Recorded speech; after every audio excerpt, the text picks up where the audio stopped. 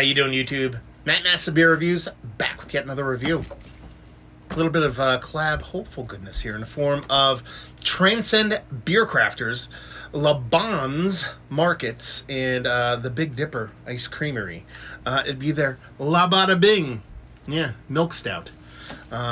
This is, it's 7%. I know that from the letter that was written to me from my boy Jared, who sent this off. It says, here on the side of the can, it says, we're fortunate to have a hop, or if honored to have the opportunity to share this artisanal handcrafted beer with you. We are a small batch, independent, family owned and operated brewery. I hope your passion and dedication for brewing translates directly into the highly enjoyable drinking experience. Cheers. So Jared reached out and he's like, hey man, he's like, I'd love to send you this beer. It was kind of a cool little story. My boy Max wrote me saying, hey man, you're gonna get a message from this guy. He was looking to find how to get in contact with you via like a beer channel on our beer group on Facebook. Literally while he's typing that, I get a message from Jared. He says, hey man, I'd love to send off a beer, appreciate it. And he sent us off a couple little swag, little hat, little mask, stuff like that. And I was like, yeah man, I'll give it a whirl. And it's like he's the kind of marketing guy at this LaBonnes Markets, which is cool because they're going like all in craft beer stuff, which is fun. But these little pastry kind of milk jammers can surprise from time to time. I assume they're going for like a Neapolitan thing here because there's cherries on here, ice cream cone, a little bit of chocolate maybe, milk stout.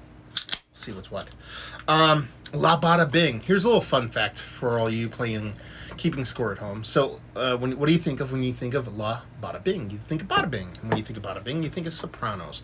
When you think of Sopranos, you think of the Bada Bing, or what most would know as what is it? It's not. I forget the goddamn name. Oh. God, this is how bad the story is going to go. Man, the head's kind of crumbling on top of itself in a weird way, but that's a lot of adjuncts going on, so we'll get to that in a minute. Keep that in mind, because I want to tell my story.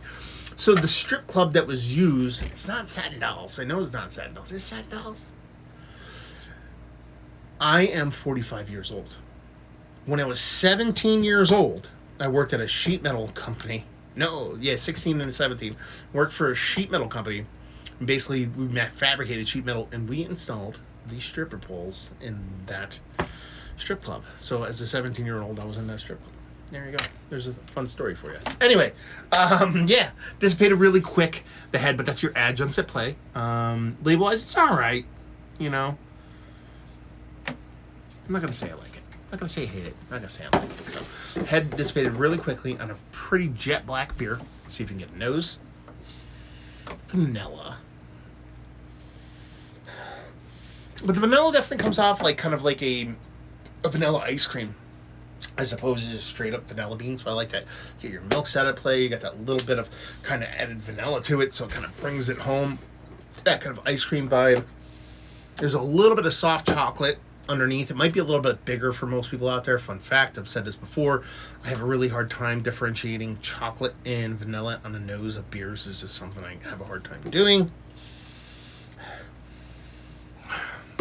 I'm looking for those cherries in the nose. I'm just not really getting them. So it comes off very much like a Neapolitan ice cream, but very much missing the kind of cherry portion of the show, at least in the nose. Smells like a very sweet pastry level kind of milk stout. 7%. Smells all the part of that, if a little bit bigger. Let's just dive in. Cheers.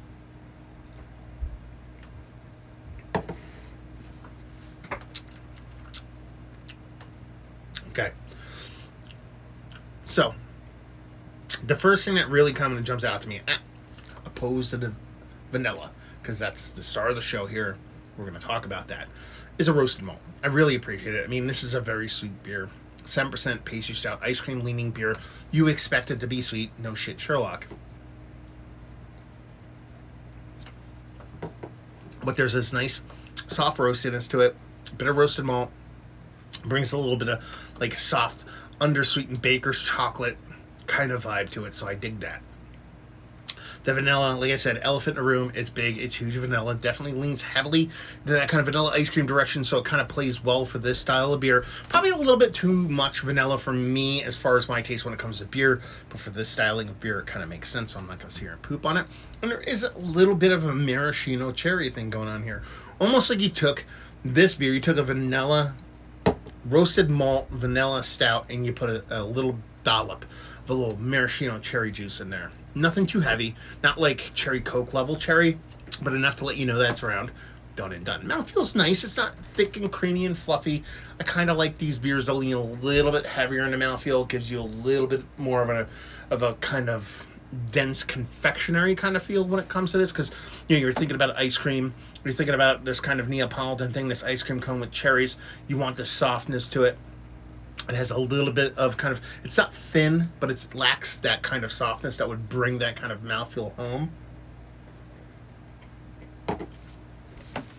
And honestly, it's tasty stuff, man. It's definitely that cherry with each taste kind of builds and builds and builds. So I'm getting way more cherry with each taste, and it's very much maraschino cherry juice. It's not like cherry, real cherries, or like a cherry, like, I don't want to say artificial, because maraschino cherry juice is kind of artificial, but it's not like that kind of Jolly Rancher kind of cherry that I'm not a big fan of. It comes off very much like maraschino cherry juice, which kind of plucks a little bit of the heartstrings inside me, because there was this little hot dog joint. So when I worked, I used to be in body modification. I used to do like scarification, all kinds of weird stuff, and I did that for 20 years. I was really good at it too. But I for a stint, I worked about 6 years in a town called Hazleton, Pennsylvania. Not the best place in the world, but there's this little corner hot dog joint I get hot dogs at every now and then. They're pretty much, that's like a staple in Pennsylvania. And they used to make you a cherry Coke old-fashioned way with the, get you Coke and get the maraschino cherry juice and pour it in there and mix it up. And it's kind of reminding me of that. So it's bringing this little bit of nostalgia kind of thing, like right back here, which I dig. So it's a fun beer. Definitely a fun beer. Thank you very much for sending it off, Jared. Very cool. Let's talk about it, though. Is this one of the better kind of ice cream, pastry, Neapolitan stout, non-barrel aged pastry stouts I've had as late? Let's open it up to that door. It's worthy of being in a conversation. It's not Mount Rushmore status. Probably isn't even at just the cusp of the top, but it's in there. It's tasty. It's fun. You beef up that carbonation a little bit. I think it's a much cooler beer just because I think that mouthfeel just adds a dimension that keeps it from the upper echelon. Value and availability, no idea. You probably wrote me about how much it was, but I try not to read any of that stuff. So, and leave you with, if you like what we like this beer.